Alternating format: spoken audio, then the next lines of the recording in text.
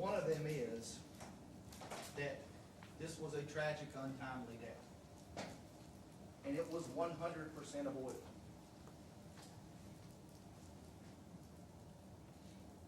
And you want to know how you know that Dr. Christy South deviated from the standard of care?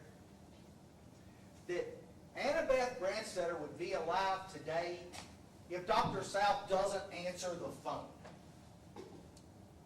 If she just doesn't pick up the phone either time she got called that night, Annabeth would still be here.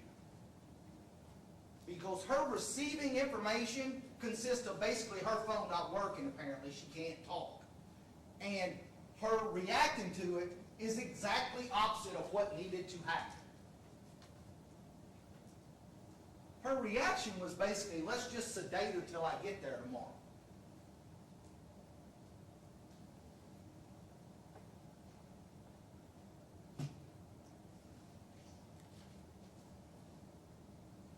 Then counsel said, it's a tragic, don't use sympathy. Don't decide the case on sympathy.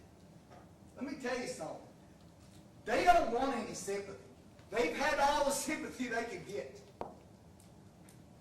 They got all the sympathy at Butler Funeral Home when the people were standing in line. Don't even think about deciding the case on sympathy, because we don't want any of that. What they want is some responsibility to be taken and some justice. The only reason they brought this lawsuit, is to hope to God this doesn't happen again. And you heard them on the stand. Have I talked to? No, I haven't talked to anybody. Doing things that we have good communication.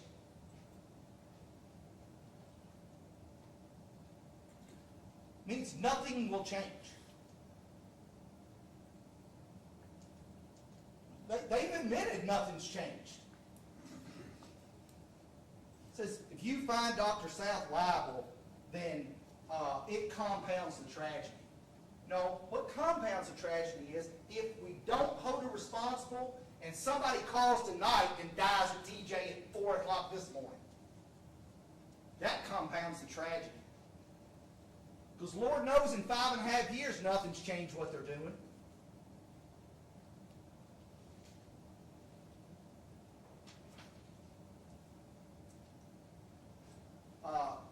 Much like counsel, thank you for your attention, and I apologize if I have offended you in any way in any of my questions, or what, Mike can no more control me what I do in the courtroom as Miss Betty could when I was in her class. Okay, it's just. But the one thing I keep trying to figure out why I'm so emotional about this case, and I thought, well, it's because I know them and I've known them for so long, and it's so avoidable. And it's such a tragedy and all those things. And that's part of it. I'm sure that's part of it. But part of it is also, too, I see myself in Mike's situation.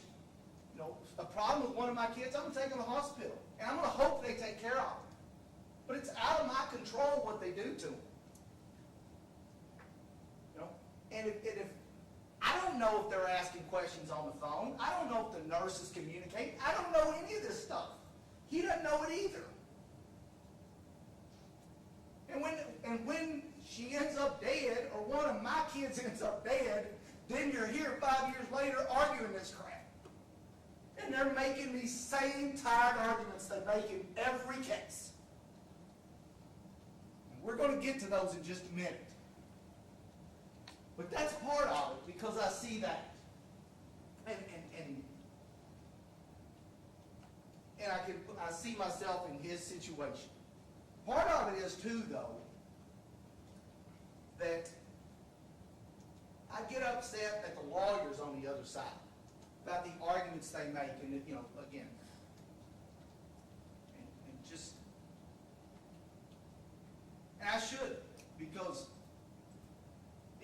in there at their table, I'd probably be making the same arguments. And I hate myself for that.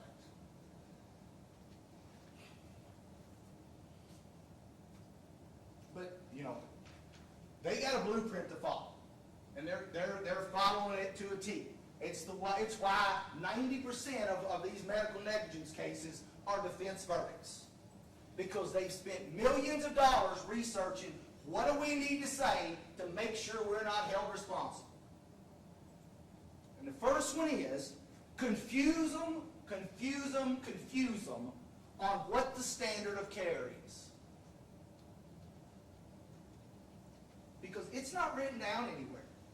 You know, just call some experts up here and say, yeah, the standard of care is what they did. You know, exactly what she did was the standard of care. And then if you prove that they violated that standard of care, they'll just move the goalpost some and say, yeah, no, here's the standard of care. Kind of like prescribing opiates. You have to know these critical facts. You must know these 3 critical facts to be within the standard of care. Well, that's not standard of care because somebody's got to tell you that stuff. So now she's still within the standard of care. Just confuse the issue. That's the first thing to do. And you pay these hired charlatans to come in here, and let's be clear. I'm not trying to say counsel law. It's these experts that come in here, and whatever you need them to say is what they're going to say. And they'll say, you know, if she cut her head off, yeah, that's within the standard of care. That's okay. You can do that. But, and again, if I was sitting at that table, I'd probably hire those guys. Next thing they do, in every case, you pick some irrelevant medical, because they're complicated cases. The body, there's a lot of stuff going on. A lot of things can make people sick and kill them. You pick some arcane, irrelevant thing and focus on that and say, aha, here's the key. Here's why that case is not valid. And in this one, that was the wet, heavy lungs and the foamy discharge. Case goes on for 4 years, never hear about wet, heavy lungs. All of a sudden, that's what's important. And here's the key to that is 2 things. 1, you don't have the foam and the foamy lungs in every overdose case. Okay? But that's when it occurs. You know, when you see people foaming at the nose and foaming at the mouth, that's because they have taken a toxic dose of opiates. Nobody's ever said that Annabeth got a toxic dose of opiates. She got opioid-induced respiratory depression, which is completely different. But that's what they try to do. Confuse the issue and make it seem like an overdose symptoms are the same ones as an opiate-induced respiratory depression. And say, oh, well, there's no wet, heavy lungs. There's no foamy discharge. It can't be opiate-induced respiratory depression. Well, of course not.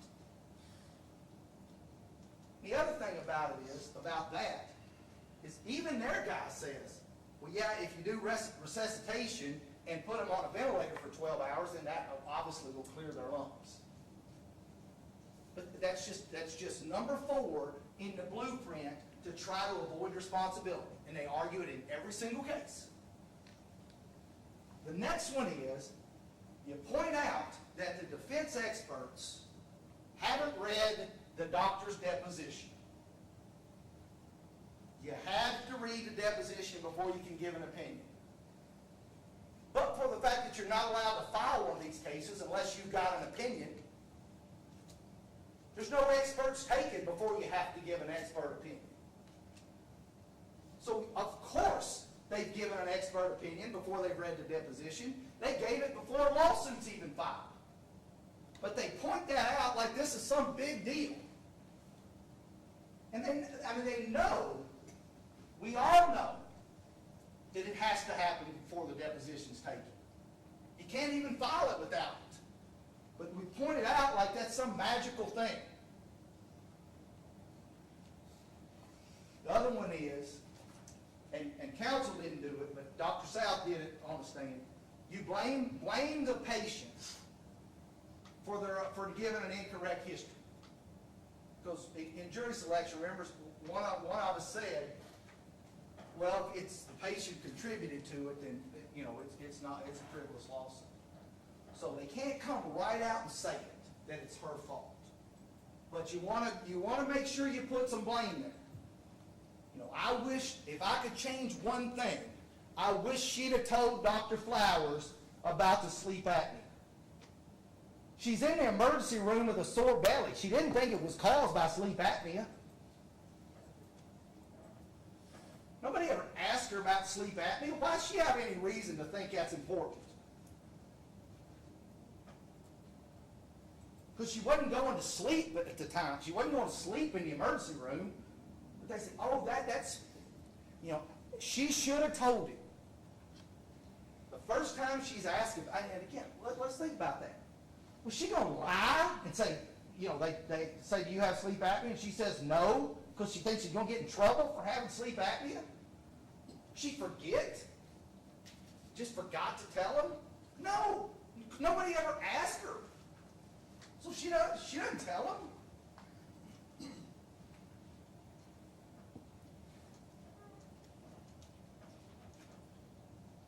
Oh, and then the apology and don't use sympathy. And they do in every case 1, 2, 3, 4, 5. Because the research has shown it works.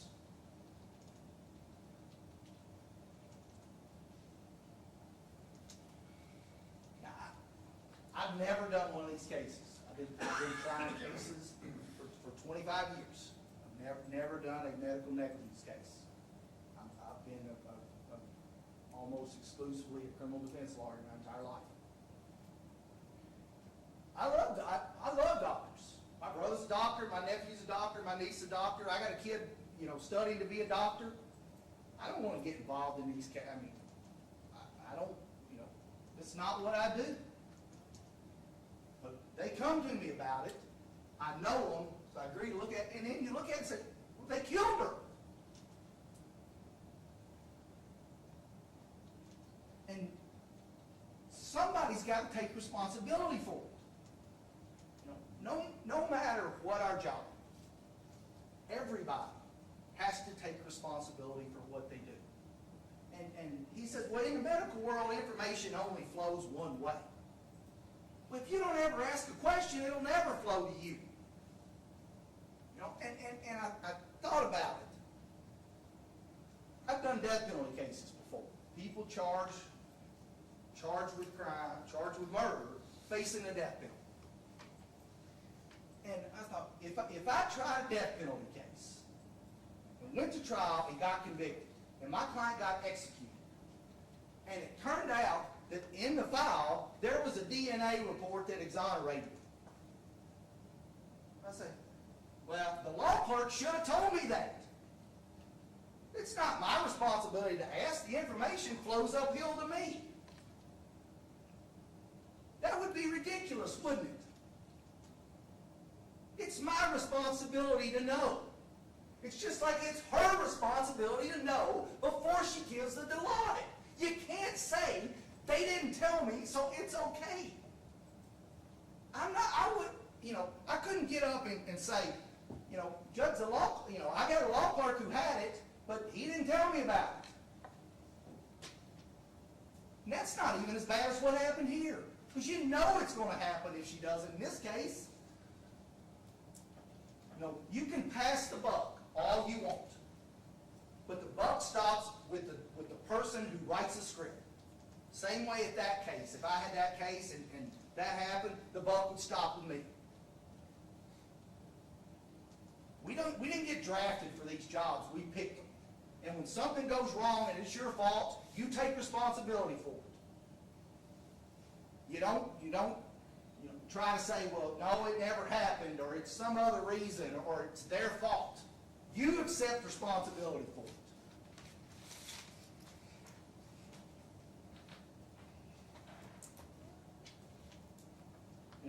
we talked at jury selection about frivolous lawsuits.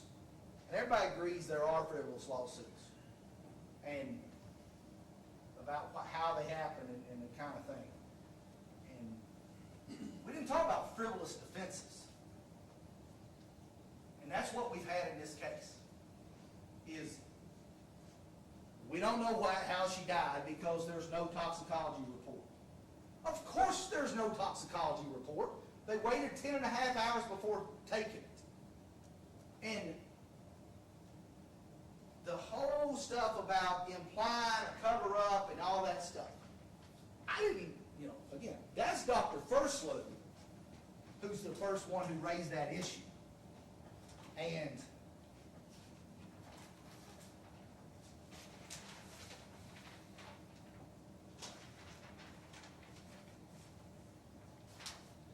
I noticed in his deposition, it started making me think. If opioid-induced respiratory depression is suspected, she should be given Narcan. She was. A blood draw should have occurred immediately when she coded if opiates are suspected. Well, again, we know they're in her system. We know she's been given them. Now we know she's got sleep apnea. And now we know she's overweight. Well, heck yeah, this should be suspected. We've got all these blood draws at the hospital, but nobody bothers, even after she's dead, to say, maybe we should check those. Then we know what happened and make sure it doesn't happen again. But no, we don't. Not only do we not do that, we come in here 5 years later and say, hey, there's no valid blood test. Blood test doesn't show anything. It may not have been intentional, but they're sure using it to their advantage intentionally.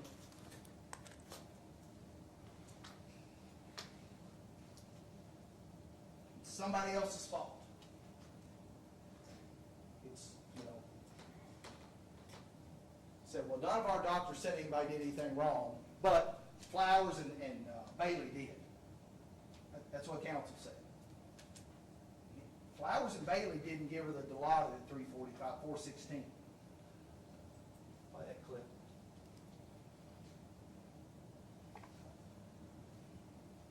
Which one, Steve? The first one of Dr. Flowers, or Dr. South.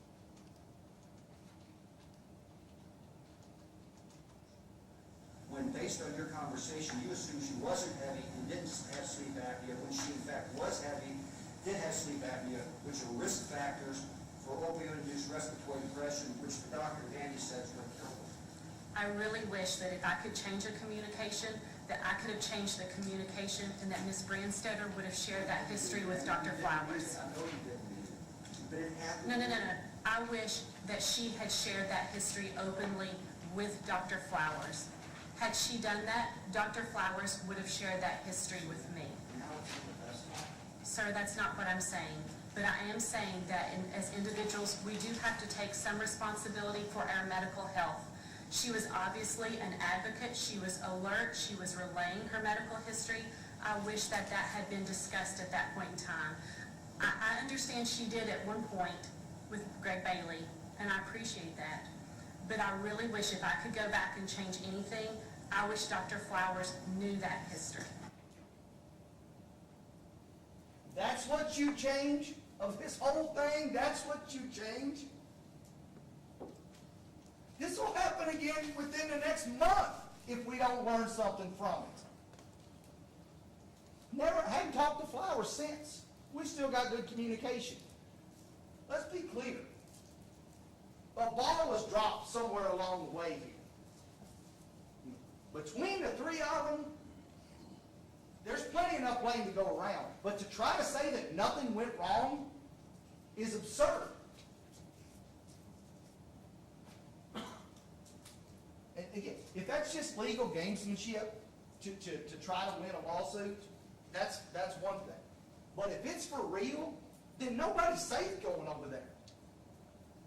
If that's really what they're doing, everybody walks in that door is life's at risk.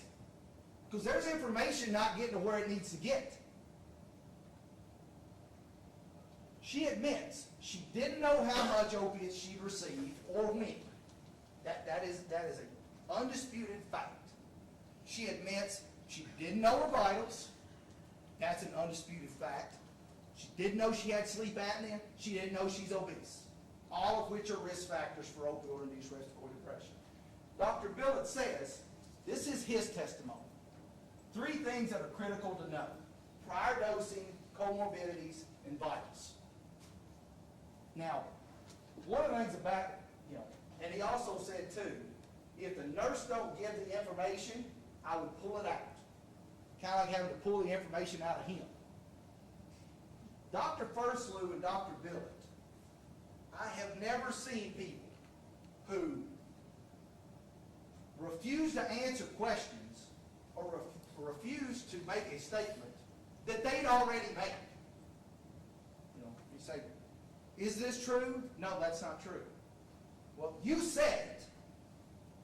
Well, okay, well, I said it then, but I need to clarify. And didn't clarify.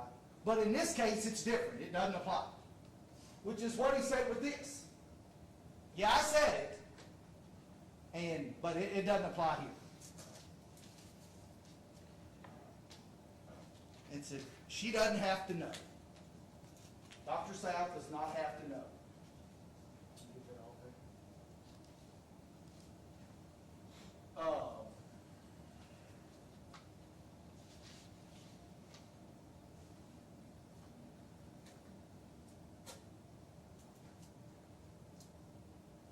All those things are essential and critical to know by our experts, their experts, and everybody else, including the makers of the actual drugs. She says, well, nobody told them to me, so I'm okay. I mean, it's like if you go on an airplane tonight and take a flight somewhere, and the pilot comes on the intercom and says, we're getting ready for takeoff, and we're not going to do a pre-flight check because I assume somebody would have told me if there's anything wrong with the plane. They got the boots on the ground. Everybody would get off that plane because it's ridiculous. It's a ridiculous argument to say somebody's got to tell me if there's one of these problems out there. No, you're the one writing the script. Just like the pilot's flying the plane, he does the check.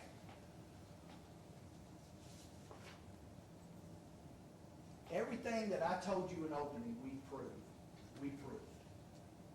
Why Annabeth went to the hospital, what they admitted her for, when she got the morphine, what her status was when they gave her the last fatal dose of morphine, or Dilaudid, that Dr. South didn't know how much she had, that Dr. South didn't know what her O2 stats were, didn't know she's actually in respiratory depression at the time she gave her the Dilaudid. Didn't know how much she weighed, didn't know she had sleep apnea. I said, we'll prove all this to you, and we proved it all. And now they say, well, none of that matters, because nobody had told her that.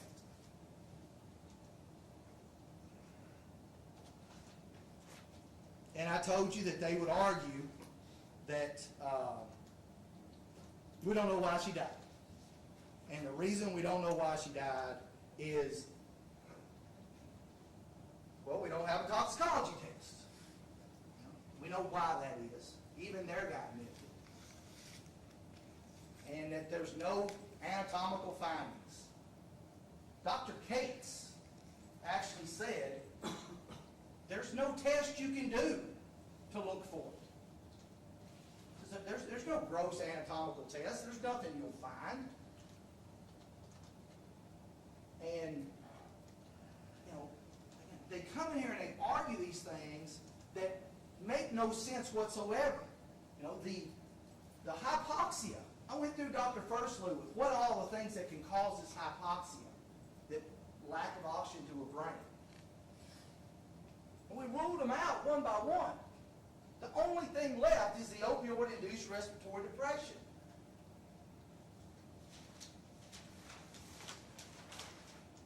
I mean, we're talking about myocardial infarction, cardiac arrhythmia, choking, blocking of the airway, drowning, respiratory acidosis, altitude sickness, stroke, hemorrhage. None of those are there. They check for them. They know what it is. Everybody knows what it is. They just want to say, well, they can't prove it because, one, there's no way to prove it, and two, well, the toxicology test is done too late. Well, who benefited from that?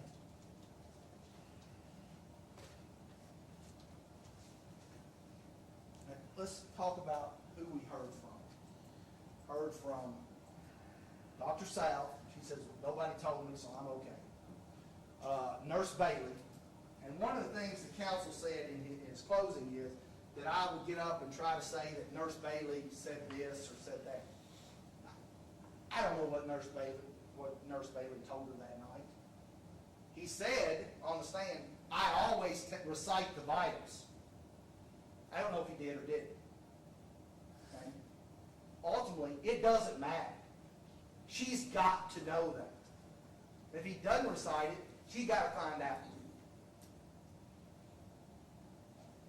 But we know for one thing for sure. If he recited the vitals to her, then for sure she's, even though nobody told me defense doesn't fly then.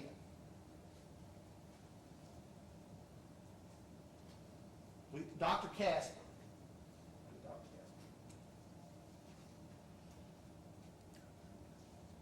Kate? Dr. Kate? No, I'll cut Dr. Casper, that's fine. One of the things Dr. Casper said, first person we called, you cannot give an opiate without knowing how much they've had, what their status is, what their size is, what their comorbidities are. Same thing that everybody agrees on. And counsel cross-examined her. And one of the things he asked her is, now let's assume that Dr. South didn't know about her prior dosing, didn't know she had sleep apnea, and didn't know her vitals. Then was she within the standard of care? And he goes, it's her job to know. It's literally her only job to know when she's prescribing it. You have to know these things. And he cross-examined her with, you never read Dr. South's deposition before giving these. Of course she didn't. She's got to give the opinion first. I can look at her medical records and see that she messed up. And the other one was, you spent 2 to 3 hours reviewing this case. And somehow that invalidates her testimony or makes her testimony less reliable. She spent 2 to 3 minutes on Annabeth Branstetter's care. 2 to 3 minutes. She was her patient for about 8 hours.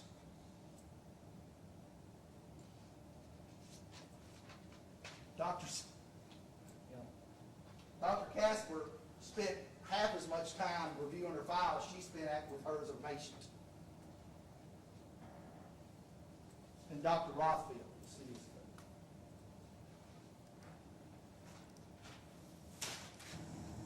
And what is your opinion as to the cause? Anna Branstetter ultimately received doses of morphine and Dilaudid that were too much for her. She had a history of obstructive sleep apnea and morbid obesity and was at high risk for this. And the cumulative effects of these multiple doses of opioids caused her to stop breathing, her heart to stop, and then ultimately to suffer a fatal brain injury. Are you confident of that opinion? Yes, I am. And why are you so confident? Multiple reasons.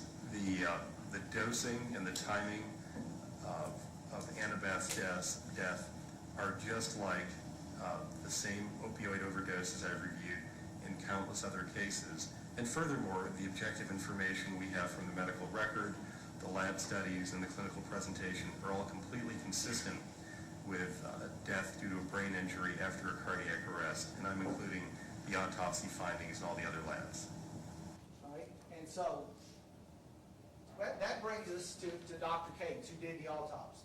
And remember the testimony that their first advised, we're sending the case to a medical examiner who would have gotten a blood draw, one of those vials of blood from TJ and had it tested. But then a half hour later, they said, no, we're not going to do a complete forensic autopsy. So it goes to Dr. Cates that they have to pay for to try to confirm that it's not a cancerous tumor. And they said, well, he couldn't determine cause of death. And what did he say about, Mr. Augustus referenced some expert testimony that's been taken in this case as to cause of death and the opinion that it was the result of opioid-induced respiratory depression. If I were to tell you that that opinion was offered by an anesthesiologist who had no experience beyond gross anatomy and medical school in making a determination as to cause of death, would that opinion cause you to question the findings that you and your colleagues made here at Vanderbilt regarding Ms. Branstetter? No, because I think in that case, he is not basing his diagnosis on anatomic or pathologic data. He's using his knowledge, and anesthesiologists are very knowledgeable about pharmacokinetics and pharmacodynamics and toxicology. They are, that is their domain in their field. And so I would defer to him in terms of, let's put it this way, I think he's probably in a better place to determine cause of death than I am. Okay. Based on the medical history, not the pathologic findings. And that's based upon the his knowledge of toxicology relative to yours. Correct. Okay, and so an anesthesiologist should be expected to understand things like half-life better than you would. Absolutely. And so that's what you intend to convey by that answer. I'm not sure if that's what I intended to convey, but I think that's a logical corollary of what I said. He described the cause of death in this case as being very clear. From a pathologist's perspective, I assume you would disagree with that assessment. It is all a matter of perspective. Pathologically, I don't think anybody could come down to a 100% certainty cause of death. In this kind of case, it certainly, look, let's face it, the medical history is very helpful. And in this case, the medical history is, I think, the more important facet of the case. that's the guy who does the autopsy. And he says, the medical history is more important because just look and see what happened to her. Here she got the opiates. Here she got the Dilaudid. She's already at 90%. She's already in respiratory depression. She goes to sleep and dies. But of course, pathologically, we don't find anything because there's nothing to find. And they say, well, that's the whole case. You don't know how she died. You know, I've never seen a case in which the makers of the drugs tell you, here's what may happen if you do this. If you give it to somebody who's already hit morphine, if you give it to somebody in respiratory depression, you give it to somebody with sleep apnea, this might happen and she may die. And then when that actually happens, they say, we don't know what happened.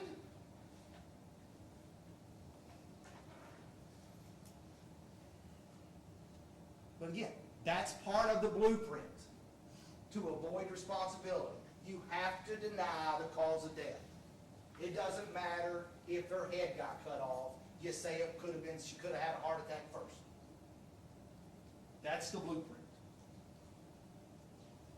And next slide. We talked about this in jury selection. I think everybody on the panel strongly agreed with this. Next.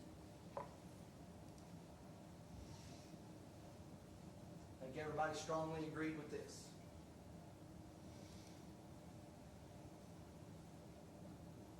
And everybody strongly agrees with this one. And really, because none of these are in dispute. I mean, I think everybody agrees. Heck yeah, you got to follow the manufacturer's warnings. They got to warn you and tell you the consequences, and doctors have to follow them. This is the Dilaudid warning. Can you see? Respiratory depression is the chief hazard of Dilaudid. Occurs most frequently in elderly, debilitated, those suffering from conditions accompanied by hypoxia, hypercapnia, or upper airway obstruction, which she has. Dilaudid should be used with extreme caution in patients with hypoxia, hypercapnia, or pre-existing respiratory depression, which she has. And even in such patients, even usual therapeutic doses may decrease the respiratory drive to the point of apnea, which happened.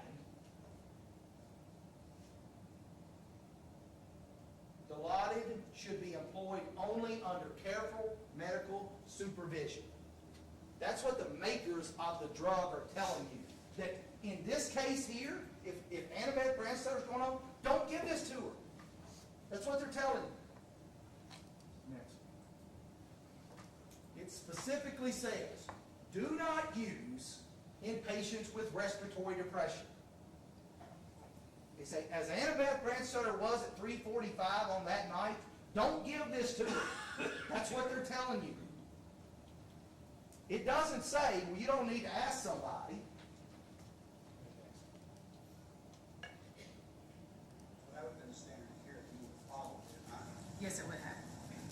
And this risk of speaking the obvious, the reason why that's the standard of care is because one side effect of Dilaudid is respiratory depression, and you want to have additional monitoring to have early warning signs if we're breathing slow.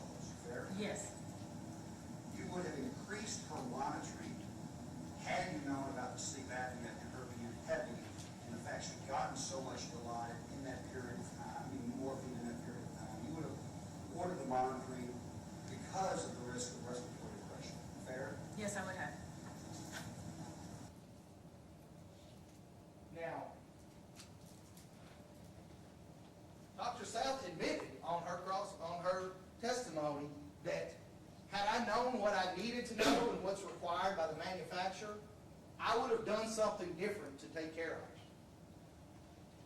We talked about, I wrote these down in opening statements, undisputed facts.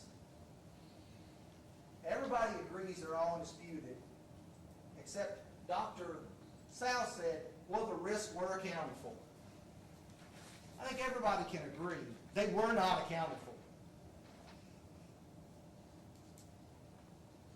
And whose responsibility was it to make sure they were accounted for? It's hers. Well, as we talked about in the trial, she's got the DEA license. She's the one that prescribes it. Nurse Bailey can't do that. It's her responsibility to make sure it's being given safely.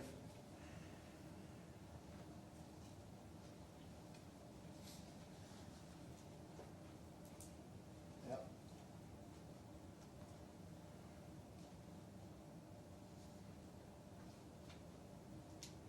They called Dr. Balco with the video, and he says, well, the reason I can't tell you for sure it's opioid-induced respiratory depression or give you the cause of death is, well, they didn't do a thorough enough review of the heart. Dr. Cates looked at the heart and said, that's not what caused it. They looked at the heart at TJ. Said, that's not what caused it. He said, well, they need to keep checking and checking. Again, it's part of that blueprint to confuse you so they can avoid responsibility, even when everybody knows they messed up. And they say, well, the lungs were okay too. Well, of course they were okay. Yeah, nobody's ever said she had pulmonary embolism or died because of a lung defect. Her lungs were in good shape till they gave her so much morphine and Dilaudid that her brain told her lungs to quit working, which is what causes respiratory depression. Her lungs worked fine. It's her brain that when they give her so much morphine and Dilaudid, that her lungs aren't working as well at the time because her respiratory drive is depressed.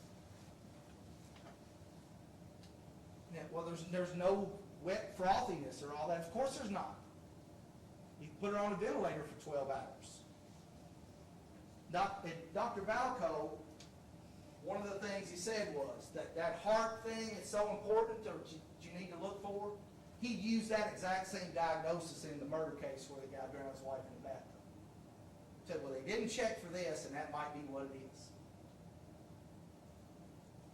The reason they didn't check for it is because they never checked for it. That's something, so that you can always use that as your argument of this might be the cause of death and somebody doesn't get enough oxygen to their brain. And I guess that case, if under their theory, that argument is if you've got marks around your neck from being choked, and you didn't get enough oxygen to your brain, which is about the same bit of circumstantial evidence we have as the morphine given to her in this case. Say, well, she could have had this heart issue first, and that's what caused her to die.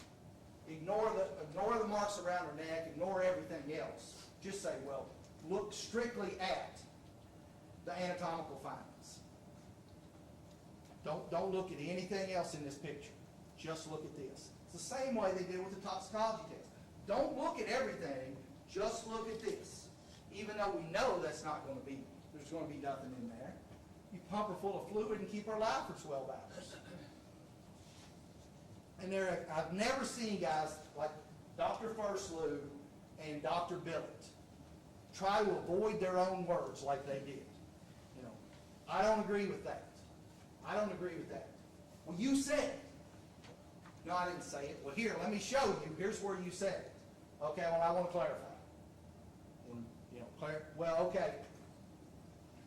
That may be what I said, but this case is different. They did it the whole time.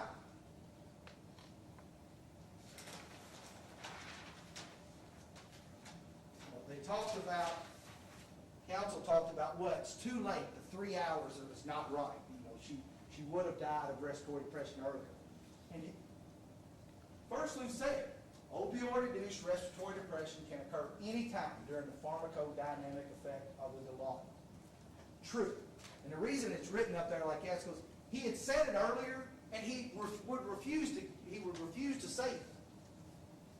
And so we finally said, all right, is it true or is it false? And he finally had to admit it's true.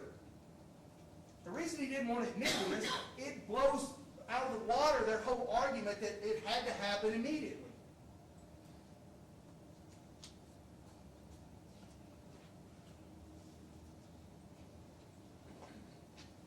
Dr. Billett.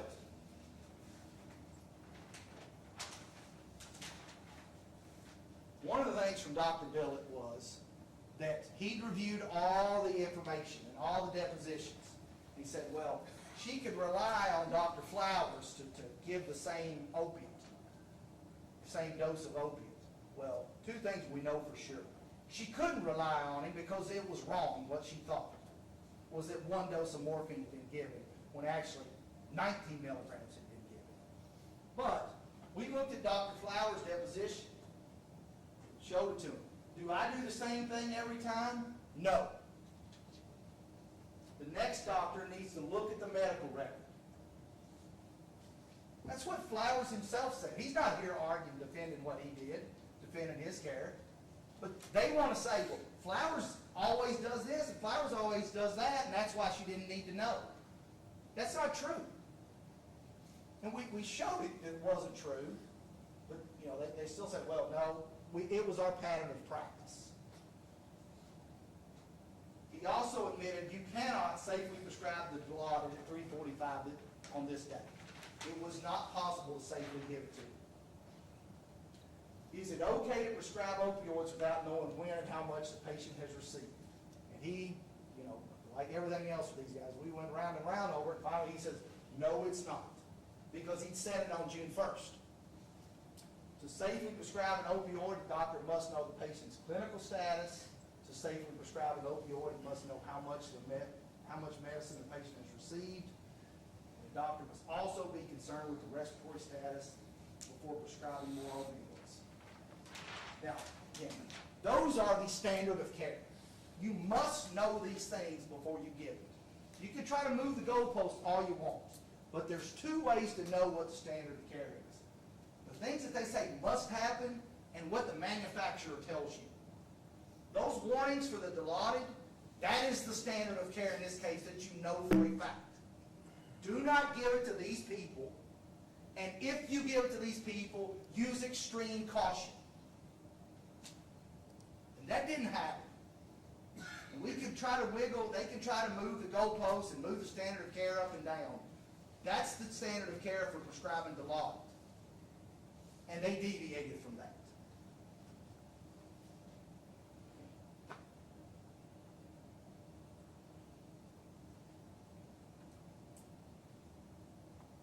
Other things he told you give you this, the critical information, you pull it out. And the prior dosage info is critical to have. And be clear about the inaccurate information that counsel said Dr. South was given. In regard to the prior dosage, she didn't get any inaccurate information. She didn't ask anybody. She assumed. Nobody ever told her, she had said, how much has she gotten? And they said, oh, she's only gotten one dose. She never asked. And that is critical to know.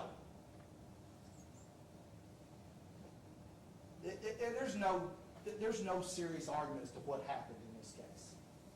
The question becomes, what's the responsibility? And, honestly, I can't tell you that.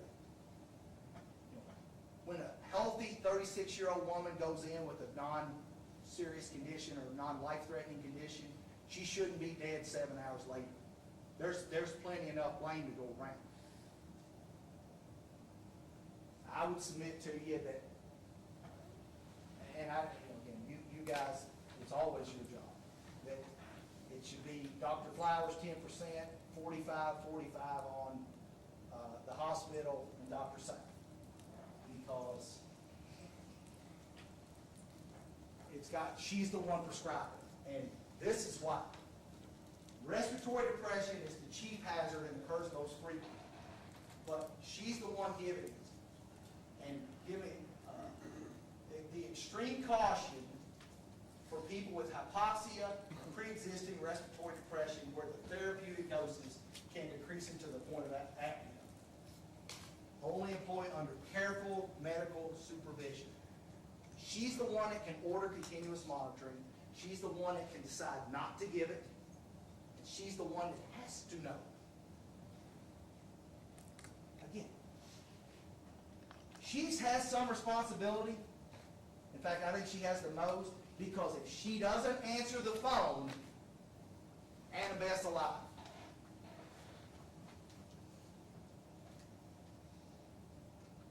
You know you're responsible when if you don't do anything, somebody would still be here. And the stuff that you did that made it worse. First, do no harm. That doesn't apply in this case. In regard to damages, for the moment.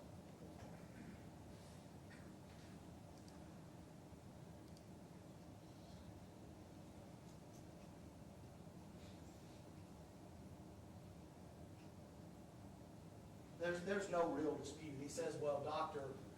Crystal is not a doctor or whatever. That they didn't put on anybody. No real dispute as to the damages. And I submit to you that all of those are appropriate. And,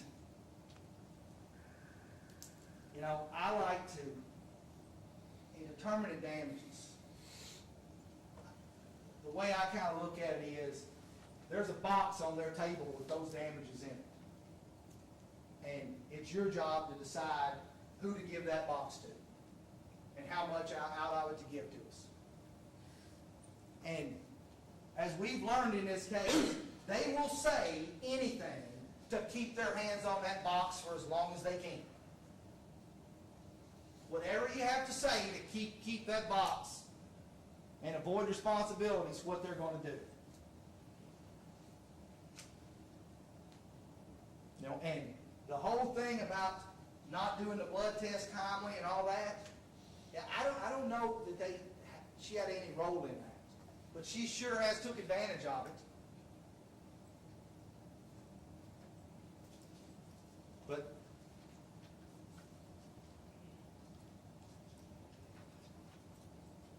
that box of money, with the damages, you can do something with that we've tried for 5.5 years to do, and this family's been trying since this started. To try to make somebody take responsibility for what happened here, and to make sure nothing happens again like this. We see every day in the paper about the opioid crisis and people dying from opiates. and we know how dangerous they are. You're not supposed to die from them in the hospital.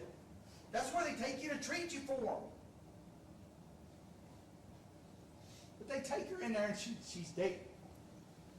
For no reason.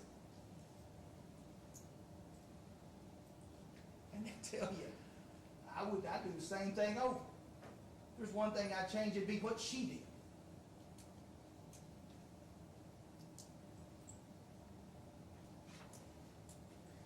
That box, that's the punitives also. You can change what killing somebody hasn't changed a thing. I mean, literally, killing someone has not, an employee hasn't changed a thing in how they do things. Maybe money will. It's worth a try. Because nothing else is working. They're not taking responsibility still today and still doing the same things.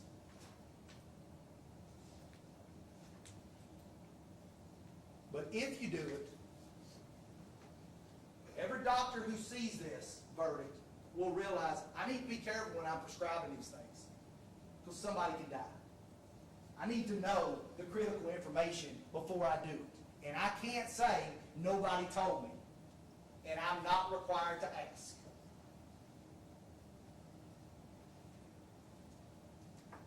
But if they pay less, you let them keep that box, then every argument they make, those same tired old arguments and that same tired old blueprint, worked again, and they'll keep doing it tomorrow.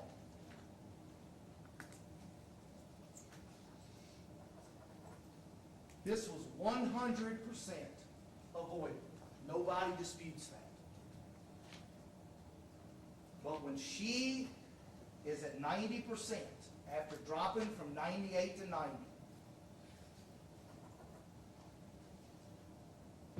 and they call Dr. South,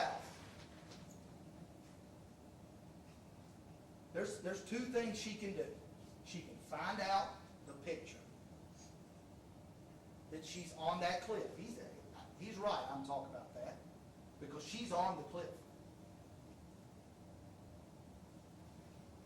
She can find out the picture and say, hey, let's get her on some oxygen, let's get her on a CPAP, let's get her on some continuous monitoring. If she asks a couple questions, she does that. She admitted, but she doesn't do that. She does the last single thing, two last single things you want to do to somebody in that situation. Give them more opiates and have them go to sleep. And that pushed her right over the cliff. And the thing about that is, not only do they not take responsibility for that, they want to say that was the right thing to do. Let's go back to the first day of trial, when Mike testified. And at the end of his cross-examination, counsel got up and said, and at 3:45, they called for the Dilaudid, and she got it at 4:16, and that helped her get some rest, didn't it? And he kind of laughed and said, yeah. And I noticed it, and I asked him, I said, Mike, why'd you laugh? And he says, yeah, she's still resting in summer shade.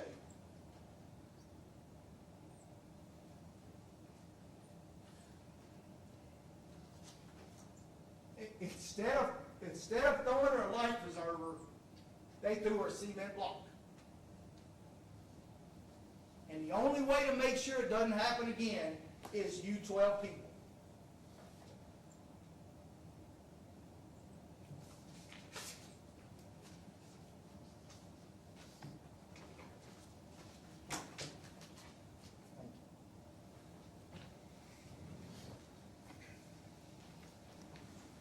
All right, folks, at this point, I'm going to